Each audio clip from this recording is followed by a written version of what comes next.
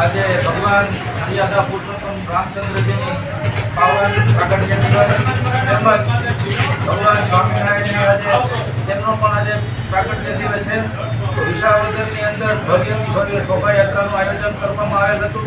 તેમની અંદર વિસાવદરના નાગરિકો, સાધુ સંતો તથા વિસાવદરની અંદર મોટી સંખ્યાની અંદર લોકો જોડાયા હતા અને ધામે ધૂમે ઉત્સવ વિસાવદરની અંદર ઉજવવામાં આવ્યો છે. તથા વિસાવદરના વેપારી, વિસાવદરના સાધુ સંતો તથા વિસાવદરના આગેવાનો બધાનો ખૂબ જ સાથ અને સહકાર આની અંદર મળેલ છે.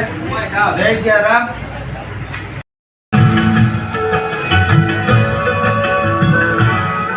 मेरे तन मन धड़कन में सिया राम राम है. सिया राम जय जय राम. सिया राम जय जय राम. सिया राम. जय श्री राम. હું વિસાવદર તાલુકા ભદ્રંજન પ્રમુખ ગુણાપીઠમાં આજે રામજી ભગવાનનો જન્મ મહોત્સવ તથા સાથે સાથે સ્વામિનારાયણ ભગવાનનો પણ જન્મ મહોત્સવ છે ત્યાં તેના રૂપે આજ વિસાવદર તાલુકા શહેરમાં ખૂબ જ ધામધૂમથી રામનવમી તથા સ્વામિનારાયણ ભગવાનની શોભાયાત્રા કાઢવામાં આવી છે.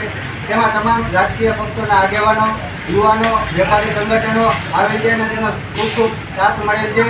તે માટે આભાર. જય શ્રી રામ. જય શ્રી રામ.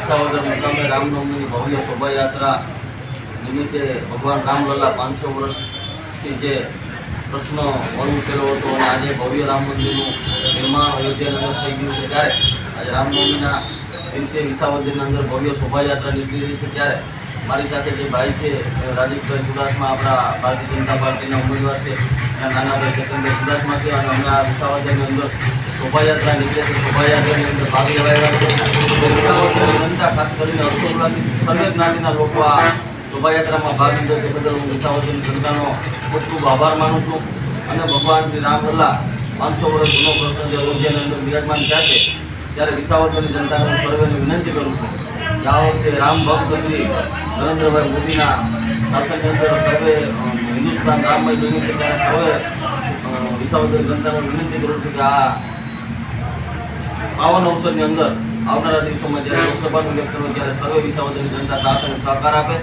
અને ભારતીય જનતા પાર્ટીને વિજય અપાવે એ આશા સાથે જય શ્રી રામ.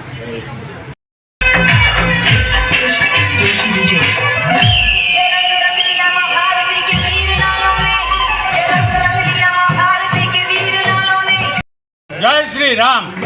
રામચંદ્ર ભગવાનની રવાડે નીકળે એટલે સાંઈ ગ્રુપ તરફથી અહીંયા ઠંડુ પાવાનું આયોજન છે. જય શ્રી રામ. અને બધાને પીવડાવ્યું ને બહુ ખુશી થઈ અમે.